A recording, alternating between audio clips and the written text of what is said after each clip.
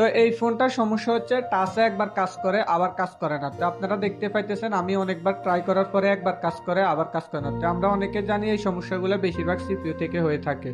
এই জন্য অনেকে কিছু চিন্তা ভাবনা না করে সিপিইউটা রিভলভ করে ফেলেন, যে কারণে অনেক সময় দেখা গেছে যে সিপিইউ রিভলভ করার পরও কাজগুলো ওকে হয় না বা আগের মতোই সমস্যা থেকে থাকে। তো আমি আজকে যে এরকম দেখাবো আপনারা এরকম করে প্রথমে ট্রাই করবেন, আশা করি আপনাদের কোনো সমস্যা হবে না। দেখেন আমি এখানে একটা ডিসপ্লে নিয়ে নিছি, ডিসপ্লে নেওয়ার পর আমি ডিসপ্লেটা কানেক্ট করব।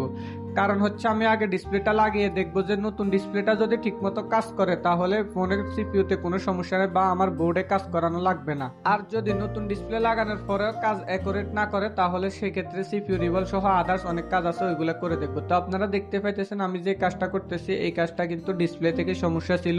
তো ডিসপ্লেটা আমি নতুন যখন লাগাইছি, লাগানোর পরে নতুন ডিসপ্লেটা খুব সুন্দরভাবে কাজ করতেছে। তো এরপরে আমি পুরাতন যে ডিসপ্লেটা ছিল লাগানো ওই ডিসপ্লেটা খুলছি। আমি কিন্তু ডিসপ্লেটা আগে খুলি নাই, কারণ হচ্ছে ডিসপ্লেগুলো খোলার সময় অনেক সময় নষ্ট হয়ে যায়। সেই ক্ষেত্রে যদি বোর্ডে কোনো সমস্যা থাকতো তাহলে আমি যদি পুরাতন ডিসপ্লেটা খোলার সময় পুরাতন ডিসপ্লেটা নষ্ট হয়ে যেত তাহলে আমার বোর্ডেও কাজ করা লাগতো, আবার ডিসপ্লেও চেঞ্জ করা লাগতো।